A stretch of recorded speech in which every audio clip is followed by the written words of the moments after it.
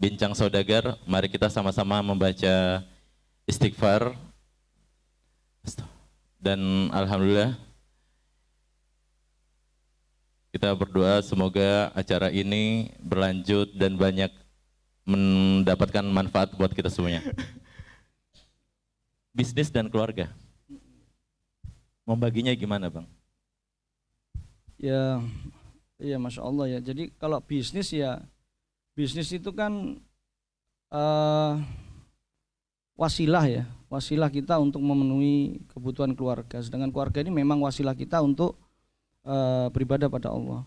Ya harus memang benar-benar pintar-pintar ya. Jadi laki-laki itu memang harus pintar untuk membagi waktu gitu. Catat saya Bang. Dia harus pintar-pintar membagi waktu. Jadi waktu itu memang mahal. Ya, sulit juga saya menjelaskannya gimana ini membaginya gitu kan. Tapi prinsipnya ya bisnis yang kita lalui idealnya itu autopilot, idealnya.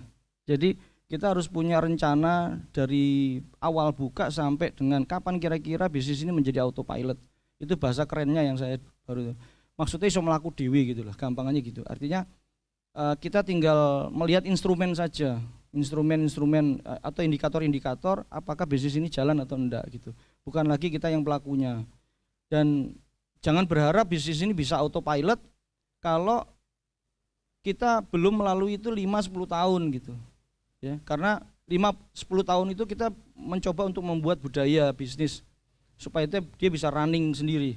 Waduh, saya ngomong malu ada Pak Danto di sini.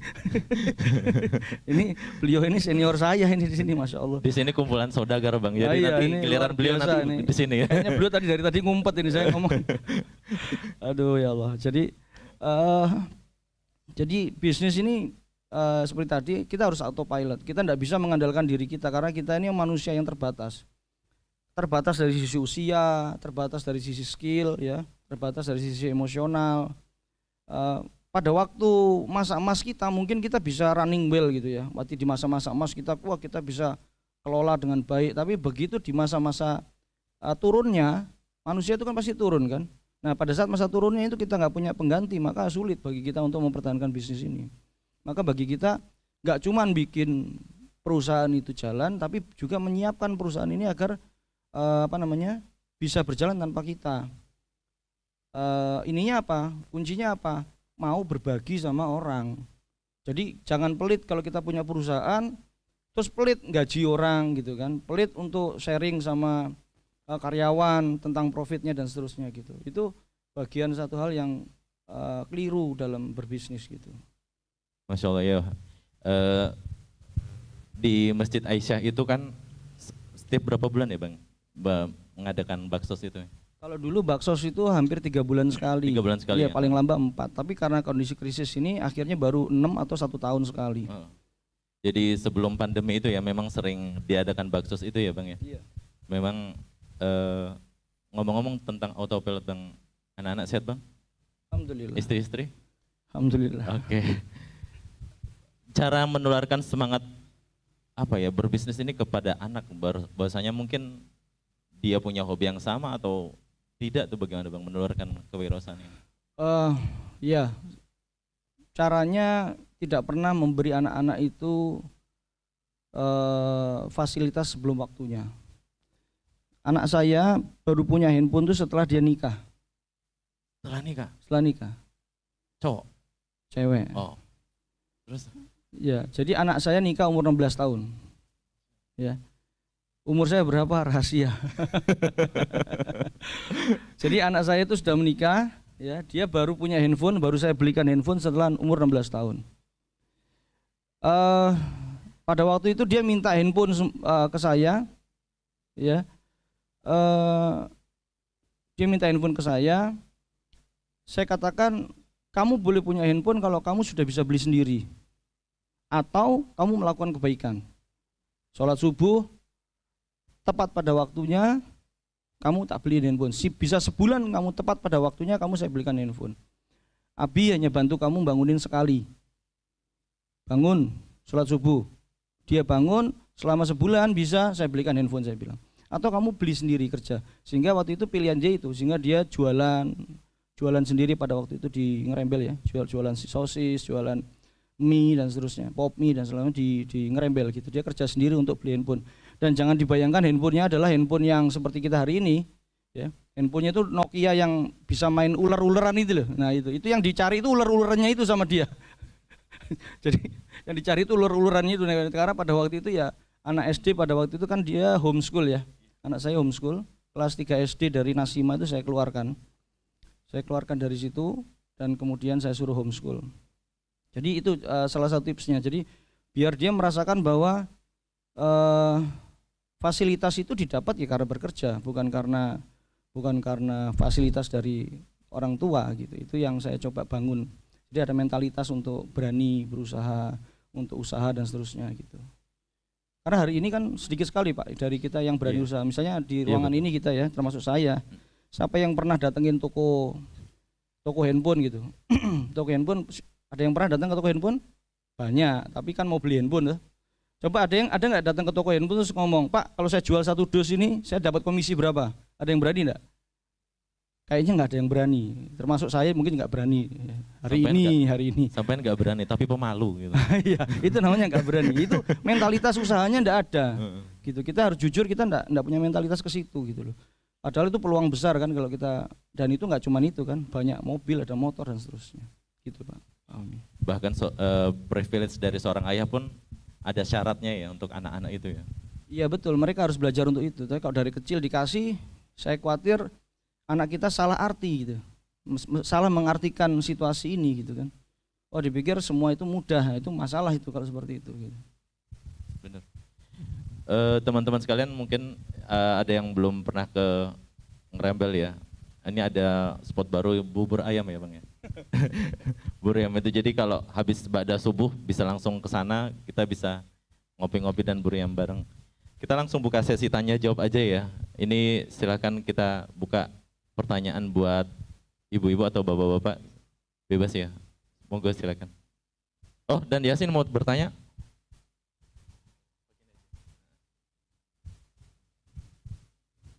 Oke, jadi ini Bincang Saudagar ini tempat kita berbagi cerita Bang ya. Jadi insya Allah nanti bukan berarti kita yang di atas ini lebih bagus ya, karena nanti bergantian juga, nanti teman-teman akan kita undang untuk berbagi cerita juga di sini. Oke, siapa yang mau bertanya? Perihal mungkin manajemen atau membangun mentalitas itu ya. Saya tuh agak kaget, nggak sengaja gitu loh. Berarti berawal dari suka mancing gitu ya Bang ya? Iya betul. Monggo, yang mau bertanya? Oke, Masya Allah. Kasih mic-nya Bang. Iya, jangan susah-susah pertanyaannya.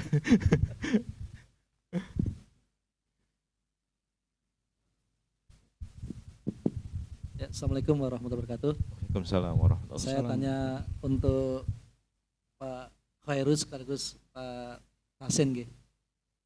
Jadi kaitan tadi yang menarik bagi saya dan mungkin bagi teman-teman pengusaha semua kan, salah satu cita-citanya jadi pengusaha kan pengen punya waktu luang, dan itu akan bisa kalau kemudian bisnis sudah bisa berjalan dengan autopilot.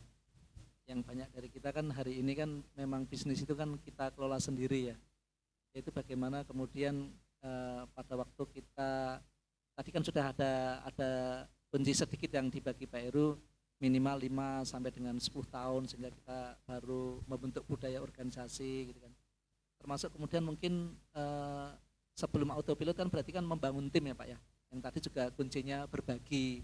Tapi saya juga tadi ada melihat yang menemukan, kalau Pak Heru bilang hari ini punya karyawan yang kemarin sempat 100 itu adalah karyawan terbaik semua gitu kan. Ya kalau saya hari ini baru punya karyawan 1 itu belum yang terbaik gitu.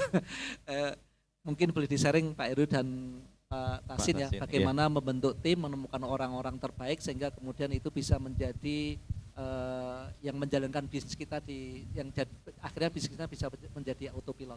Mungkin itu ya. Ya ini pertanyaan buat abang-abang semuanya ya. Jadi bagaimana menemukan tim terbaik itu ya Bang ya? Orang-orang terbaik masuk ke dalam tim kita. Monggo. Sampai dulu Pak. Iya. Tim terbaik yang saya bangun artinya qadarullah, memang Allah kasih orang-orang yang baik di sekitar saya gitu. Cuman memang kalau saya membangunnya memang awalan itu dengan mimpi, Pak. Maksudnya kita kasih tahu visi kita atau bayangan kita perusahaan kita tuh mau gimana. Kita tuh mau bagaimana, terus kemudian apa yang kita mau capai, terus setelah kita capai tuh ente dapat apa gitu. Kita tuh dapat apa dari impian kita gitu. Itu yang coba saya bangun dari awal itu. Karena menyatukan orang itu kan tidak bisa dari latar belakangnya tidak bisa. Tapi kalau menyatukan orang visinya yang disatukan bisa. Ya kan, yang wong Ambon ya wong Ambon, wong Cina ya wong Cina. Kan tidak bisa kita hanya kerja sama orang Cina saja, kan tidak bisa. Itu sulit ya. Itu kalau saya membayangkan dulu demikian. Jadi saya kasih impian, terus kemudian apa yang akan kita raih kalau misalnya ini tuh berjalan gitu. Dan alhamdulillah pada waktu itu saya dipercaya sama mereka gitu. Maksudnya sehingga mereka mau bekerja dari awal mereka di Ngerembel sampai hari ini gitu. Jadi banyak karyawan-karyawan saya hari ini itu yang merupakan orang-orang awal dari tahun 2001 gitu. Itu banyak sekali gitu ya. Walaupun maksudnya dari 2001 itu ada yang jadi manajer, ada yang jadi tetap tukang sapu gitu, tetap begitu. Jadi, itu pertama impian itu yang kita bangun. Terus kemudian SDM-nya, kemudian alatnya juga kita penuhi apa yang kebutuhan mereka. Jadi alat-alat dalam bekerja itu kita penuhi. Terus kemudian untuk mempermudah mereka tidak cuma alat, tapi sistemnya juga dibangun. Jadi saya punya keyakinan secara otodidak itu saya melihat bahwa dalam membangun perusahaan itu ada tiga hal yang harus dibangun. SDM-nya harus dibangun, gitu. Kemudian alatnya harus dibangun, disiapkan, kemudian sistemnya yang harus juga diikuti, gitu. Dan itu dengan seperti itu, alhamdulillah kita akan ketemu sama orang-orang baik. Gitu. Yang biasanya nggak baik, nanti dia pasti akan lepas sendiri, gitu. Itu yang saya pahami beberapa waktu ini, gitu. Saya pikir gitu kok dari saya. Mungkin ada satu, mungkin saya nambahi dari Mas Khairu itu, alhamdulillah saya juga bina orang-orang proyek itu malah lebih berat lagi itu. Berat, orang proyek itu ditoto yang setengah mati itu. Dari dulu main perumahan subsidi itu luar biasa ya. Jadi saya punya sistem yang mungkin menambah Mas Khairu. Jadi kita tuh jangan sampai eman-eman. Yang penting itu. Anggap aja sedekah lah gitu. Ya Mas Khairu ya. Jadi yang kemudian ada satu ilmu pamungkas yang luar biasa, itu sentuh emosinya. Jadi ada 3 hal, orang kerja di kita itu mau cari uang pertama, pasti itu. Aku mau kerja ke tempat saya, ke Rismor Beton, itu mau cari bayaran karena gajinya gede begitu kan. Kemudian yang kedua itu sentuh emosinya. Nah ini, sentuh emosinya itu begini. Saya punya karyawan yang di komputer itu ada 15, itu kalau ayahnya sakit, saya dengar itu ya, saya buru-buru datang ke sana Mas Heru. Saya buru-buru datang ke sana, saya bawa. Saya pakai mobil saya sendiri, saya bawa. Anaknya itu ada atau tidak ada, saya bawa. Ayo ke puskesmas dulu aja, yang puskesmas 24 jam ada UGD-nya, saya bawa ke sana. Ini sakitnya apa? Itu bagaimana Anda bisa menggambarkan orang-orang PDIP itu dulu bisa cap jempol darah untuk Megawati. Cap jempol darah lu nyawa lu taruhannya. Ini kenapa gitu? Nah, bagaimana karyawan kita bisa sampai mempertahankan kita karena saya sentuh emosinya. Saya sentuh emosinya. Kemudian yang pertama namanya spiritual. Nah ini jauh lagi. Kalau sudah spiritual mereka sudah mati urip memperjuangkan perusahaan. Ya tentu sudah disampaikan Mas Khairu tadi ada visi dan misi. Kemudian clear vision, visinya jelas dijelaskan yang komplit gitu. Nah itu selain ilmu yang itu. Jadi sentuh emosinya. Kalau sudah sentuh emosinya sudah jadi maka ke spiritual. Nah spiritual ini yang nomor 1, ini agak susah. Mereka diajak kita tahajud bareng, mereka kayak saya aja di mana namanya, di plan saya, badging plan namanya yang bikin beton-beton itu sampai fingerprint saya itu saya taruh di dalam musola, Mas Heru. Absensinya Absensinya harus sholat duha itu. Tapi ya ada aja yang banyak yang nggak sholat, ya langsung lari gitu. Padahal saya perusahaan itu saya bikin sebaik mungkin untuk bisa spiritual, pagi-pagi dongono lah kamu keluargamu sendiri, untuk dirimu sendiri, tapi susah. Nah ini luar biasa, saya sampai kayak gitu, sampai masukkan ke musola, agar mereka melewati musola itu. Ya itu kayak gitu Pak, jadi yang mungkin kita lakukan tuh sentuh emosinya. Ketika ayahnya sakit, ketika ibunya sakit, ketika dia nikah kita jadi saksi, karyawan kita itu. Bahkan saya menikahkan, Oh, sampai nggak nikah saya lagi? bayarin, ya, saya bayarin. Oh, kira nikah lagi. biayanya. Wah, bayarin, maksudnya saya bayarin biaya KUA-nya dan lain-lain. Nah itu dia akan teringat terus gitu loh. Bahkan ayahnya bilang begini, "Mbok Jo ojo metu kok fokus. Jangan keluar wong kamu yo kalau setiap 2 minggu dapat bingkisan apa beras dan lain-lain, mosok Pak metu eman-eman cari yang kayak fokus susah." Seperti itu Mas, mungkin jawaban nambahi Mas Hairul. Saya jadi ingat ada satu apa ya? Saya lupa sumbernya dari mana. Bahwasannya pupuk terbaik sebuah pertanian adalah kaki petani itu sendiri. Ya. Berarti bisnis itu harus terjun dulu ya di awalnya ya, kita handle dulu. Nah, untuk mencapai yang dikatakan apa autopilot itu kan di awal-awal kita merintis 2, 3 tahun, 5 tahun itu memang banyak apa ya, banyak jalan yang tidak mulus lah seperti itu. Nah, kapan saat Abang tahu itu sudah autopilot atau belum, itu saat kapan? Jadi tadi seperti tadi bahwa kita membangun itu kan SDM ya, kemudian sistem dan alat yang kita bangun. Kita tahu atau tidak itu tentu para pengusaha punya definisi sendiri-sendiri. Tapi yang jelas kita tidak bisa namanya autopilot itu semua kabeh diculki, itu tidak bisa. Kita harus melihat kenyataan di lapangan. Bagaimana otomotif hari ini ya, misalnya mobil gitu ya. Mobil dulu itu manual semua, sekarang terus kemudian menjadi matic. Jadi kan semi itu sudah mulai semi autopilot gitu. Artinya transmisinya udah kita tidak ikut ngatur. Terus kemudian lama-lama sudah ada cruise control. Jadi cruise control itu untuk mengatur jarak. Lama-lama jadi autonomous kan gitu. Itu kan butuh proses yang panjang dan itu setiap orang bisa melihat gitu. Nah, membangun autopilot di perusahaan kita juga sama. Jadi kita membangun itu ya perlahan-lahan dan kita mulai lepas satu persatu tapi dengan sistem kontrol yang benar. Sistemnya benar, ya SDM-nya juga sudah benar, alatnya sudah benar. Nah, persoalan detail-detailnya tadi ya mungkin seperti yang dijelaskan oleh Pak Tasin ini. Jadi SDM-nya itu disentuh emosinya, itu betul, semua betul. Jadi kalau di kita di sisi SDM itu ya penjabarannya, perbaiki SDM itu penjabarannya memang banyak sekali. Betul, salah satunya diberikan perhatian tentang pernikahannya. Sama Pak, di kita juga memperbaiki SDM itu ada salah satu bentuknya apa? Begitu dia mau nikah, yang pertama loh ya ini ya, itu dikasih gaji satu kali gaji hadiahnya. Amplopnya itu 1 kali gaji. Diberi hutangan itu 3 kali gaji. Itu. Jadi di kita sampai seperti itu. Jadi kita kasih utang itu 3 kali gaji kalau dia mau ambil. Tapi dapat hadiahnya 1 kali gaji. Nikah kedua tidak dapat apa-apa. Karena dianggap sudah mampu ya. Jadi nikah pertama saja yang dapat itu.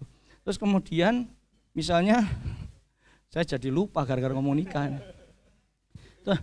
Mas Aris itu. Jadi persoalan SDM seperti itu. Jadi misalnya juga di kita itu ada yang namanya kendaraan dinas. 4 tahun kendaraan ini dipakai, setelah itu jadi hak milik. Misalnya seperti itu. Ada rumah dinas seperti itu. Terus kemudian yang terakhir ada hadiah tanah bagi teman-teman yang loyal, yang sekian sudah hampir 10 tahun ke atas itu diberi tanah di daerah Gunung Pati itu. Ukurannya 10 kali 15. Kalau dinilai harga tanahnya itu sudah sampai 500 juta per kafling itu ya sebetulnya. Nah, ini bagian dari bagaimana kita memperbaiki SDM. Jadi kejujuran visi dan misi itu adalah kejujuran perusahaan, bahwa perusahaan kita itu berbasis kejujuran, tidak boleh mencuri dan segala macam. Tapi juga nggak cuma motivasi. Kalau cuma motivasi tok, malaikatnya itu jadi kalah sama seton gitu. Jadi kita tidak bisa, tapi harus diiringi dengan tadi SDM tadi, dengan fingerprint, dengan kamera CCTV, tapi motivasi dan orientasi tentang kejujuran, tentang kinerja yang baik itu tetap harus dikasih mereka tuh support gitu. Nah ini detailnya memang cukup rumit dan cukup menguras waktu kalau kita bicarakan, tapi intinya 3 persoalan tadi SDM, alat dan sistem ini harus digarap secara bersamaan, tidak boleh ada yang timpang. Kalau ada yang timpang maka bagi kita akan sangat sulit. Gambarannya gini, Saya hendak memberikan gambaran yang paling mudah adalah gini. Polisi itu diajari ya untuk nangkap penjahat. Visi dan misinya itu utamanya itu ya. Tapi tidak dikasih pelatihan nih cara menangkap penjahat. Ya toh, tapi tidak dikasih mobil, tidak dikasih pistol, dikasih pistolnya pistol mainan kira-kira. Nah, yang seperti itu gimana? Tidak mungkin bisa efektif nangkap penjahat kan begitu, karena tidak ada alatnya.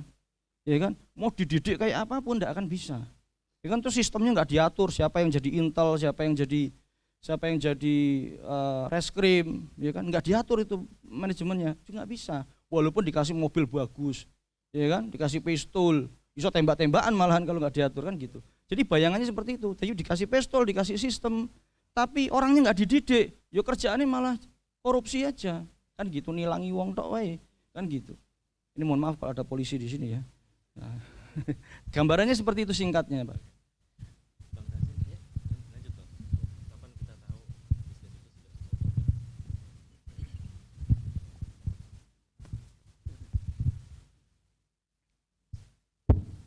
Saya pernah belajar yang tentang autopilot itu namanya KPI, Bang Heru, Key Performance Indicator.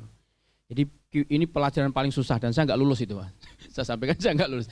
Key Performance Indicator. Jadi bagaimana perusahaan itu mau autopilot, kita belajar itu, ini luar biasa, KPI, Key Performance Indicator. Jadi kita tuh seorang yang punya bisnis, andikan sebuah mobil, kita mau menjalankan nih.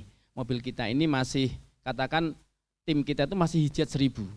Hijat 1000, pelokotok-pelokotok itu mau digas ya protol KB kan gitu. Nah itu dilihat dari performa indikatornya itu. Bisnis itu persis seperti mobil. Kalau kita melihat panel-panelnya, kita masuk kayak Alphard itu, wah itu susah ini. Pintunya yang mana? Kita pertama lihat kan susah itu Bang Heru ya. Wah ini panel yang ini mana? Ini pintu ini disentuh gimana? Nah itu bisnis seperti itu. Jadi autopilot itu ada ilmunya namanya KPI, tapi susahnya luar biasa. Key Performa Indicator namanya.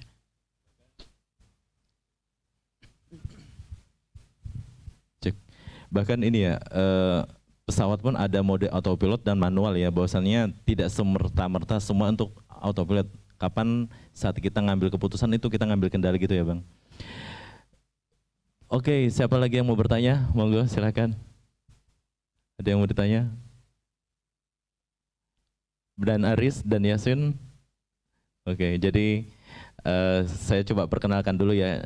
Di sini tuan rumahnya itu ada 2 komandan Bang. Jadi ada Dan Yasin dengan Dan Aris ya.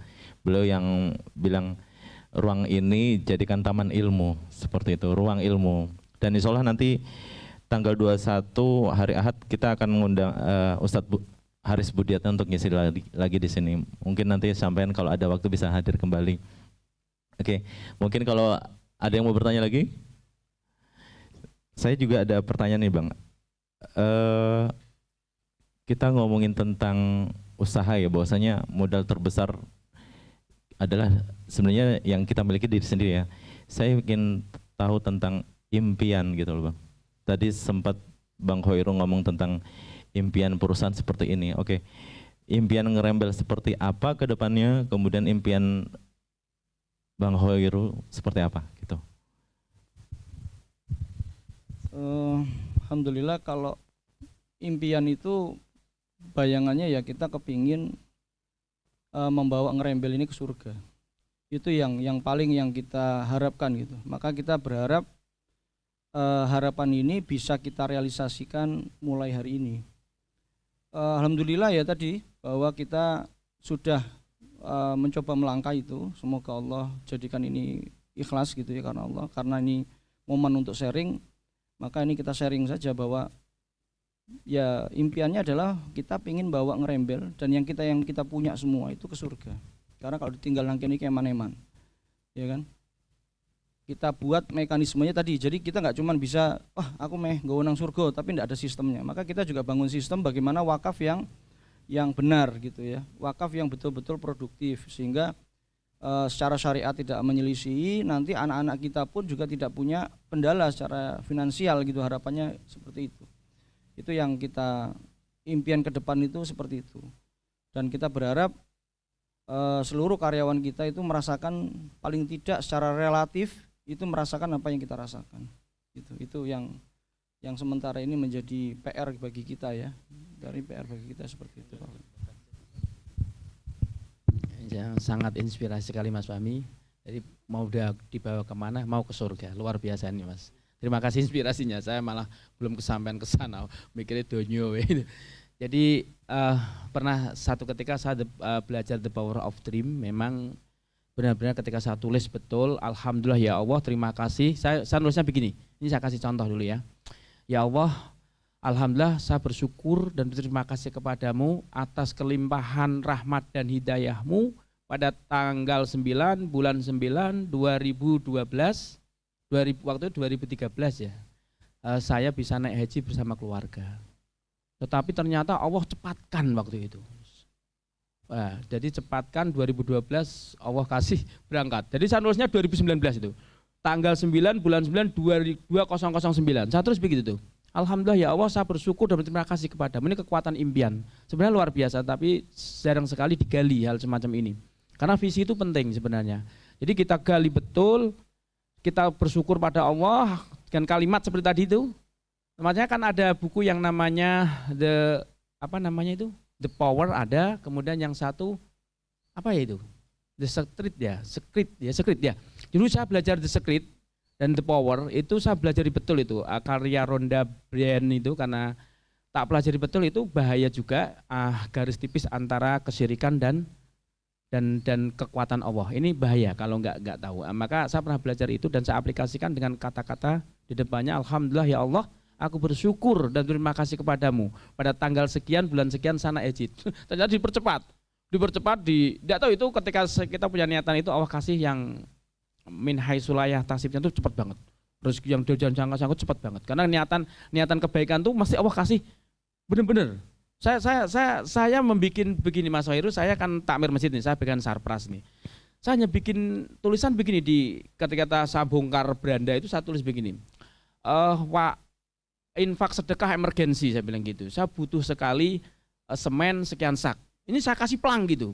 Pelang yang parkir itu saya ganti tulisan itu tuh. Saya MMT itu, kami takmir sangat emergensi sekali, membutuhkan semen 200 sak.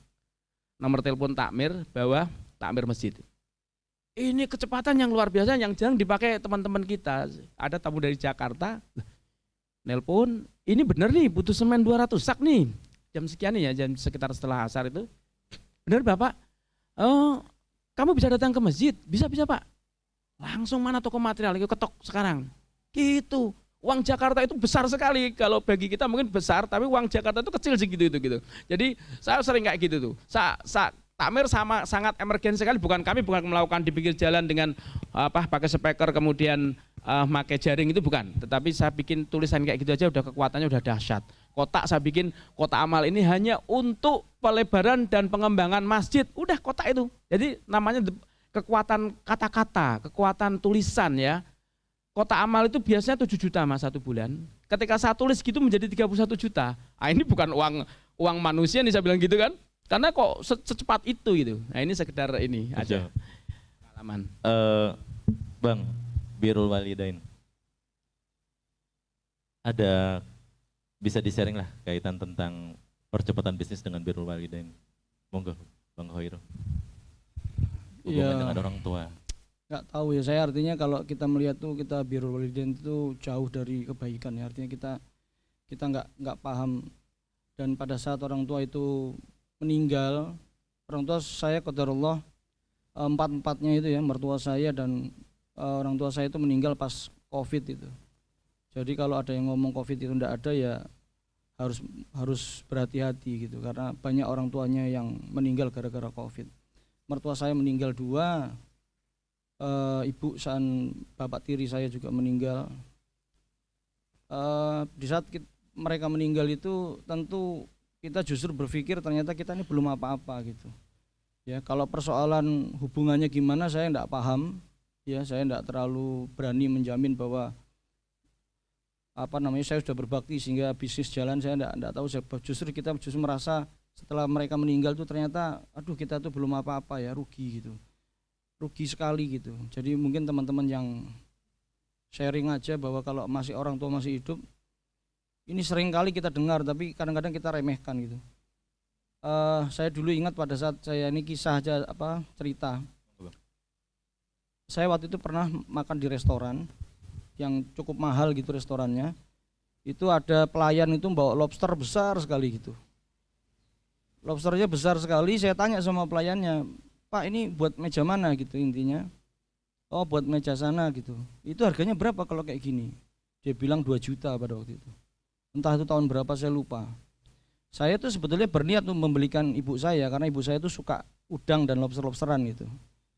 Pas ibu saya dengar, oh rasa tuku, apa namanya, larang gitu. Entah kenapa juga akhirnya saya nurutin ibu saya untuk nggak beli. Tapi qadarullah begitu ibu saya meninggal, ya Allah 2 juta tuh murah. Kenapa dulu nggak tak belikan aja gitu. Maksudnya kenapa saya harus dengarkan omongan ibu saya waktu itu. Saya setiap sekarang kalau ngeliat udang atau lihat lobster tuh rada gelo gitu maksudnya. Nah hal-hal semacam ini sebetulnya menjadi apa namanya titik berat ya, titik berat kita untuk mengatakan bahwa diri kita sudah baik, jauh dari baik sebetulnya. Cuman karena rahmat Allah itu lebih besar daripada murkanya, maka kadang-kadang Allah ngasih kita lebih banyak gitu. Kalau sekiranya benar-benar dihitung kayaknya habis kita ini udah gitu. Monggo Bang Tastin. Ini termasuk strong way ya. Saya kasih sedikit ini bocoran strong way Mas ya. Jadi ilmu strong way, kekuatan apa yang Anda harus unstoppable. Ini saya waktu itu mendaftarkan haji orang tua saya, dua-duanya. Enggak punya uang loh Bang. Iya, sampai pakai talangan waktu itu karena orang tua udah tua. Ini kakak saya pada sukses-sukses tapi nggak pernah perhatian seperti itu. Ini orang tua kedua orang tua saya kalau nggak lihat Mekah, wah bahaya saya ini. Saya anak paling terakhir. Dengan kenekatan itu dalam 2 tahun ya, alhamdulillah ada uang itu sampai 3 orang bisa berangkat semua itu. Dari niat dulu itu. Ya? Dari niat itu. Jadi ini strong way. Ini bagian kecil dari strong way yang mau saya sampaikan nanti next time. Ketika kita punya satu hajat yang seperti itu, wah, kan ada ayatnya tuh, wa may yattaqillaha yaj'al lahu makhraja wa yarzuqhu min haitsu la yahtasib wa may yatawakkal 'ala Allahi fa huwa hasbuhu innallaha balighu amri qad ja'ala Allahu likulli syai'in qadir. Nah, ini silakan lihat tafsir Ibnu Katsirnya, silakan. Ini luar biasa. Ketika kita sudah menancapkan satu niat, Pak menghajikan orang tua nggak punya uang sekalipun. Waktu itu 15 juta kan itu talangan kan, sampai saya pakai talangan, mohon maaf karena saya ngejar orang tua saya untuk berangkat haji. Nah, pada pelunasan itu alhamdulillah malah sisa.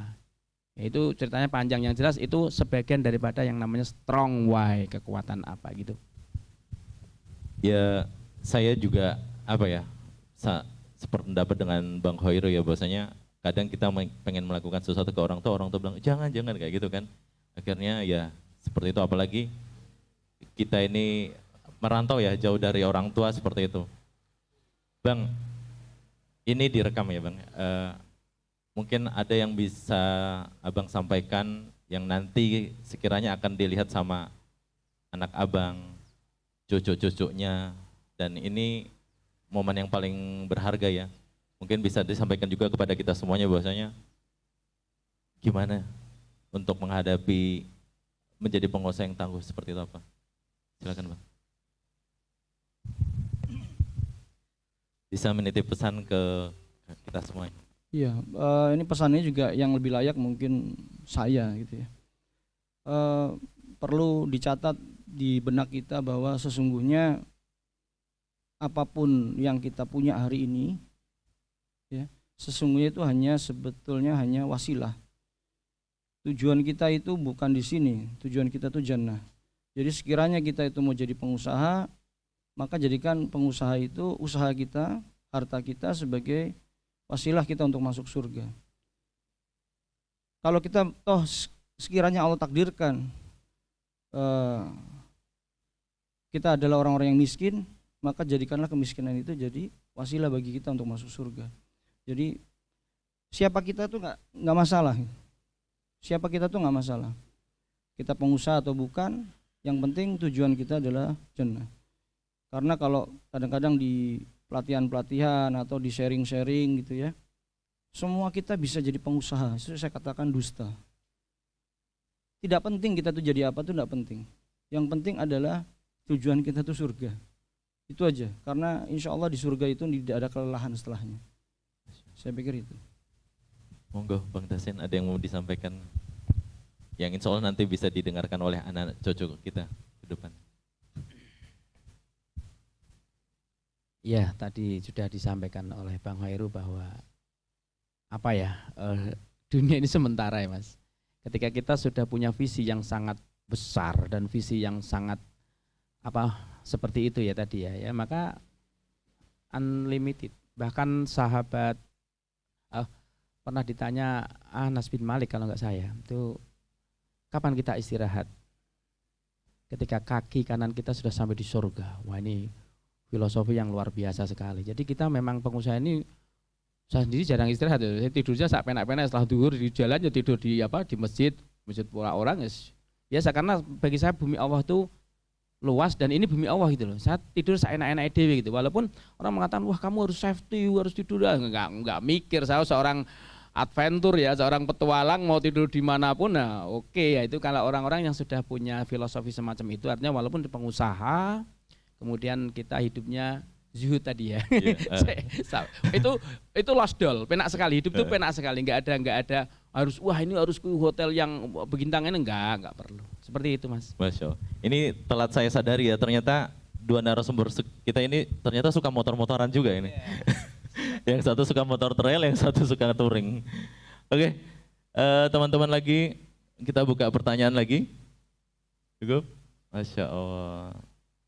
Insya Allah kita terima kasih abang-abang sekalian ya sudah mau berbagi cerita, dan boleh kita undang kembali lagi ya nanti insya Allah ya. Kami dari tuan rumah mewakili mengucapkan jazakallah, terima kasih, ilmu yang disampaikan ke kita sangat mengena bahwasanya visi terbaik adalah apapun profesinya ya, nggak harus pengusaha, itu harus tujuannya adalah surga, gitu ya Bang ya. Oke, terima kasih buat para saudagar sekalian. Kami infokan kembali, insya Allah hari Ahad ada kajian Ruang Ilmu Arafah yang diisi oleh Ustadz Haris Budiatna, insya Allah dimulai ba'da zuhur ya.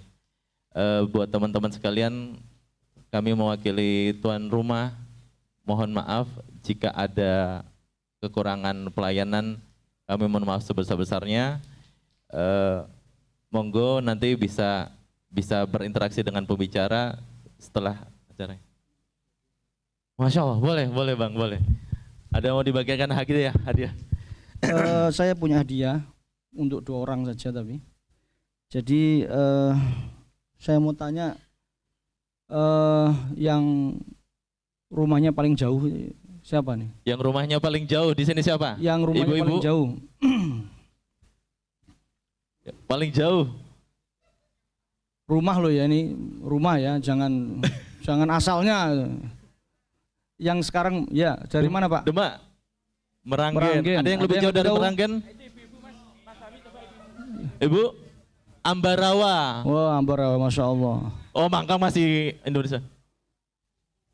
Salatiga Bu, Masya Allah, Salatiga. Dari Salatiga ke sini ya, Masya Allah. Ini Bu, saya kasih payung biar nggak kehujanan.